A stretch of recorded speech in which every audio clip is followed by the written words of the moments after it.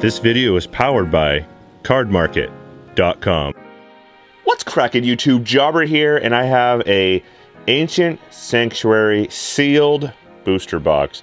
It was actually a few videos back. One of you commented in the section down below telling me that I should get one of these booster boxes. So, of course, I had to track one down. Got it. Hopefully, we get fantastic polls for you.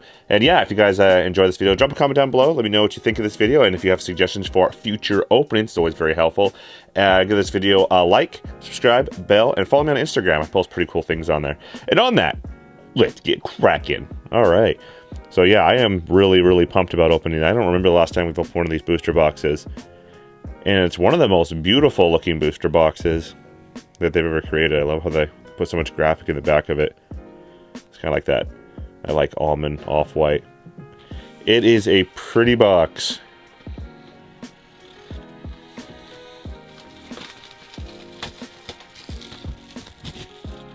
Let's see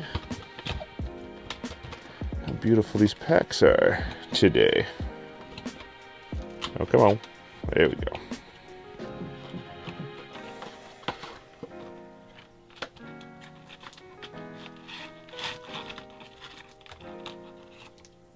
Alright, here we go. Pack number one. I love the old school style. So the new ones have like a little bit of a rip tab on the top of them, so you can just like, and actually it's really nice. But I guess it's just like, when you get used to seeing the old style, you kind of miss it when you don't see it first. And then of course if we open a bunch of old stuff, I love the new tabs. But yeah, these are beautiful looking booster packs. And I actually like the rip tag. Makes it, because it's basically the only way you can really like get into the booster pack. It's kind of like that on the old style ones, and then the newer ones, it's kind of nice. You just like rip it off on the corner. But the issue with that, when you rip them on the corner sometimes, I'm sorry I'm going on a random rant here, and I've noticed that sometimes you like dent the card. So when you do that, like the plastic will like sometimes catch.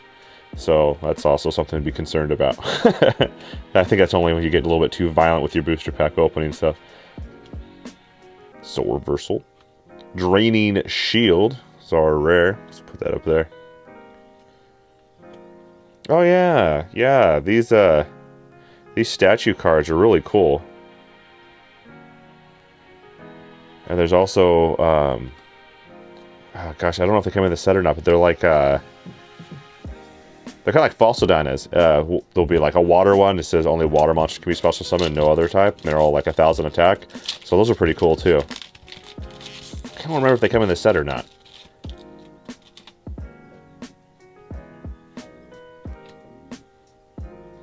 The set is very, very old.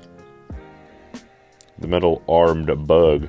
Oh my gosh, wow. Oh, well, this is the only secret I believe is going to be in the booster box. The End of Anubis is basically what it is a built-in Necro Valley. And if you don't know what Necro Valley does, as long as card remains face up on the field, all the effects of spell, trap, monster effects that designate cards in the graveyard or that activate in the graveyard are negated. It's very, very cool. So stop cards like, let's say, Call the Haunted, Monster Born, Premature Burial, and things like that. So very, very nice. Of course, there's infinite more cards out there like that. I'm just naming off a few of the old examples. Very, very good card. You got 2,500 attack, 0 defense, dark, single tribute. You can eradicate or virus it. It is awesome. Wow. Right on. What a beautiful secret rare too. And it's probably one of the nicest secret rares, in my opinion, one of the nicest secret rares in the game. I mean, it's just a beautiful looking card if you take a look at it. I mean, that is pretty. Wow. That's awesome. Our second pack in, get the secret rare. I wonder how many foils we're going to get in these, because sometimes in the old booster box you only get like 5 foils in them. So I am interested in seeing what we potentially get. Mystic Walk, oh my gosh. It's crazy seeing these old these cards that are so old, being they were played in so many different decks. Jitsu art. I need to get more in the loop of things with these newer decks. I mean, oh my gosh, I have all of my those things come up, my surgery and whatnot.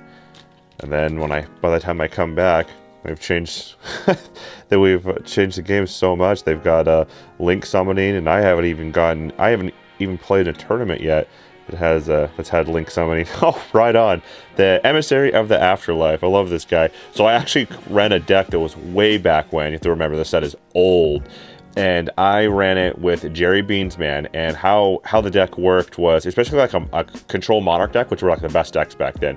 And I ran these in it so you could swing with them, and then if they died, you could add a Jerry Beansman to your hand. And then I ran a card.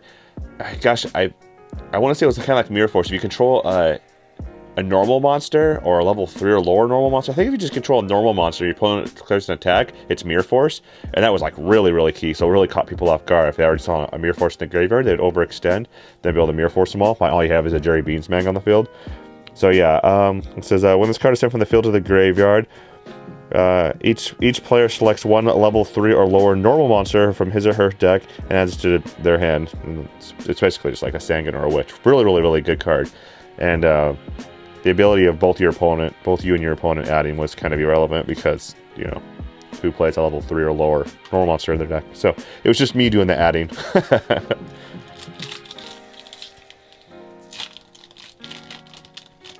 So that was a really cool deck. Had a lot of fun with that. I ran Gravekeeper Spies in there as well, which were like really difficult to get around back in the day. Hence the idea of the Monarchs.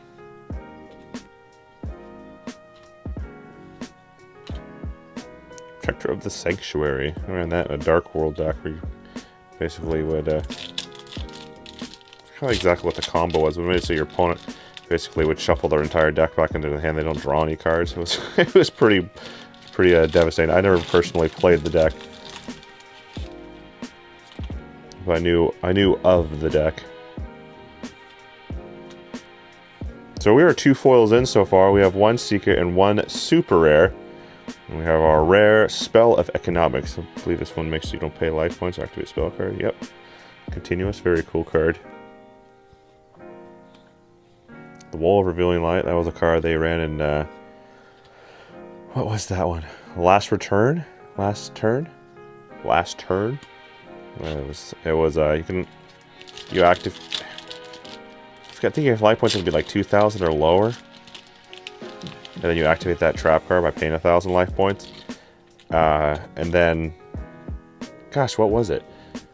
Both you and your opponent select one monster on your guys' field and send all other cards to the graveyard. And all I remember is you wanted to combo with Jogan the Spiritualist. You would put Jogan on the field, then they can't special summon, and then you just won the duel. And that oh my gosh, that deck is super old. And that was another one of those like OTK. I guess it would be an FTK because you just went on its first turn, I believe. So yeah. Another deck I didn't play, but I knew of, and I've seen it.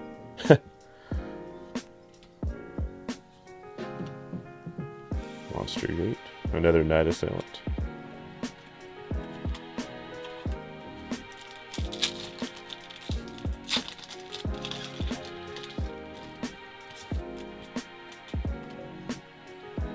Yeah, packs are actually opening really nice. Those old booster packs. Oh, nice. The Amplifier. I believe you can equip this over to a Jinzo, and you're allowed to activate trap cards if your opponent still is not. It's actually kind of fun. So yeah, have a Jinzo on the field. You can still play trap cards and defend the Jinzo with, Mirror Force or whatever, and your opponent still can't. That's pretty neat.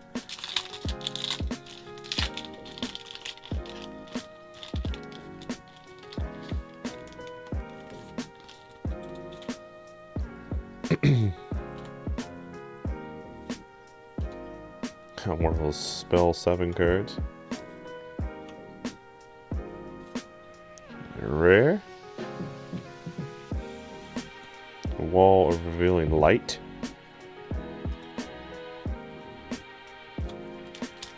So 3 foils so far, so this could be a good booster box. You might end up getting like 6 or 7 holos out of it. So that'll be interesting.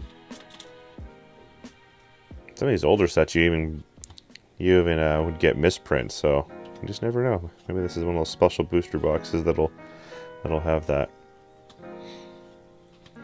Legendary Jujutsu Master. That's a cool card.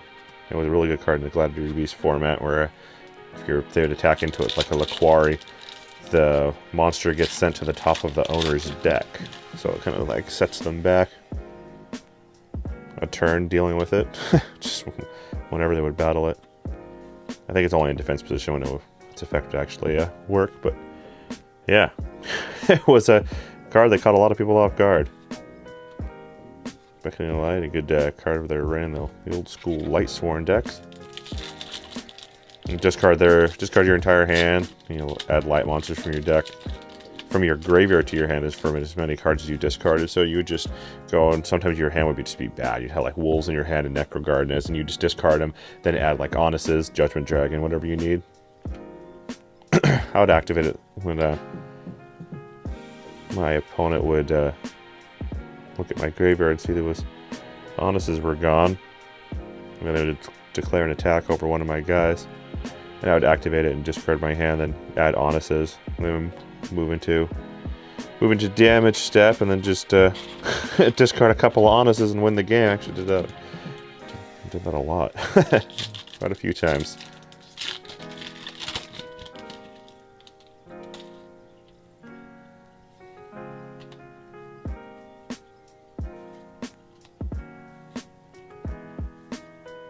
Ooh, King of the Swamp. That's a really good rare.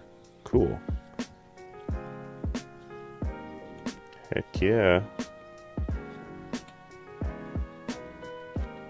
Desert Sunlight. What is that? All monsters you try to the field are changed to face up defense position.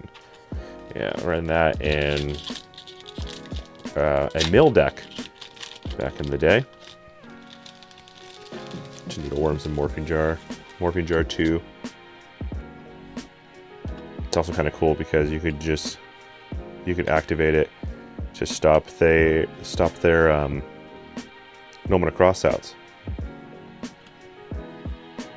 So that's pretty cool. Or just mass removal. So trying to like destroy your board. You just activate it and just mill them out sometimes, right there.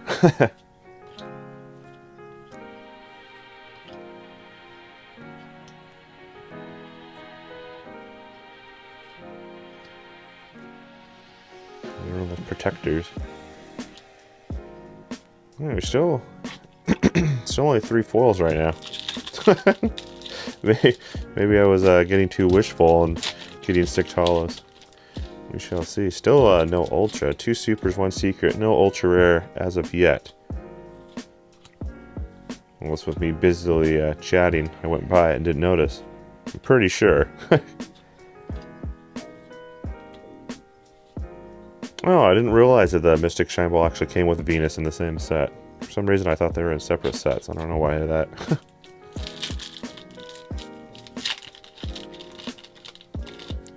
I don't know why I thought that.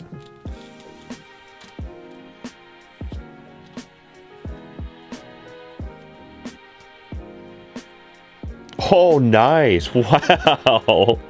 That is definitely one of the more rare and worthwhile ultra rares in the set. It's actually, they're pretty expensive. I know the first edition ones are pretty expensive. Yeah, that's a beautiful looking ultra rare. Wow. Dark Magic Attack. Right on. Wow, that is a cool ultra rare to pull. We've pulled some pretty sweet foils. I actually like all of them. Really like the Secret. Love both the super rares. The ultra rares, epic. Yeah, I cannot complain about this box. This is probably one of my favorite boxes that we've opened.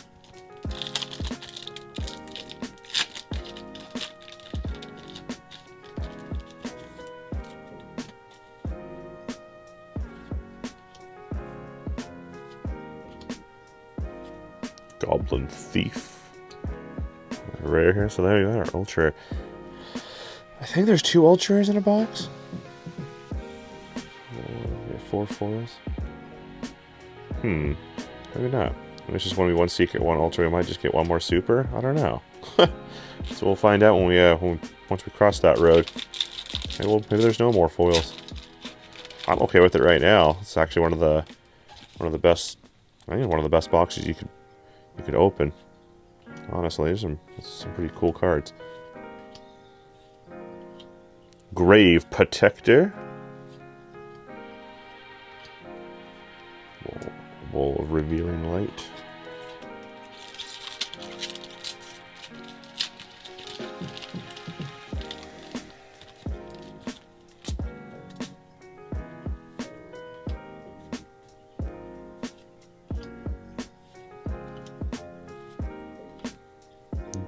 What was it? That's awesome. Another Legend Master, Becking Light, and then we have our Vampire Lady. Alright, narrowing down here, we have our last 4 booster packs of this booster box. We shall see if we get any more foils in here.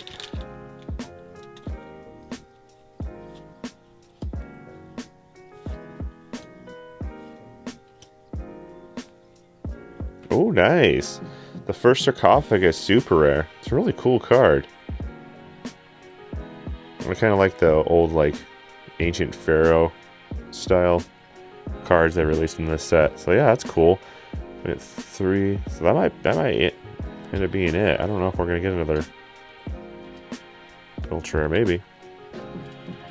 Got 3 more packs.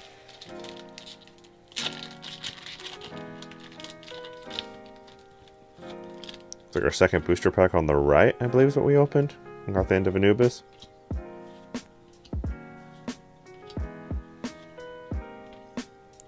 I guess we're on to our last 2 booster packs. We're at 5 foils right now, and that might actually be it. We only have the 5 foils. 'Cause I know in the older sets you just didn't get as many foils in general. And how they put a foil on a rare in every pack, which is kind of okay. Honestly, there was a lot of people that were using scales. They just weigh a booster pack, and the pack would just weigh a little bit more, and they would know there was a foil in there. So, yeah, that was a thing. So having a foil in every pack kind of discourages that, I would hope.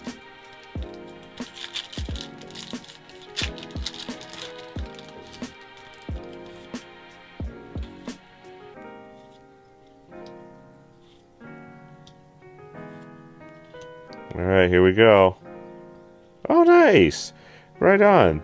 Agent of Force Mars, super rare. That's awesome. So we ended up getting 6 foils in this booster box. That's better than I thought we were going to do. That's great. Okay. Our giant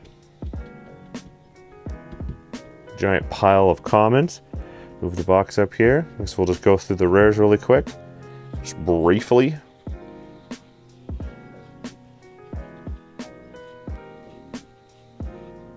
King of the Swamp, that was a good pull. And then there is our Agent Creation of Venus. And then our beautiful foils.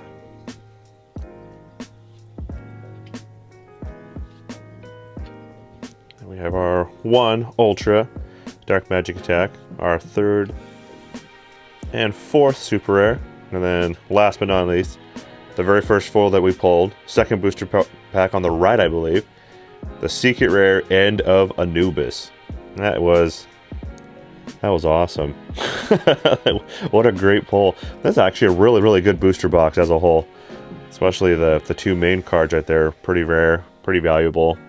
Yeah, so overall, thank you guys so much for watching. I think the booster box was actually awesome, and I love that one of you guys suggested the box, and I was able to track it down and do that opening for you. Drop a comment down below. Let me know future ideas, what you thought of the video and whatnot. Give this video a like, subscribe, bell, follow me on Instagram. And on that, Jobber here is signing out.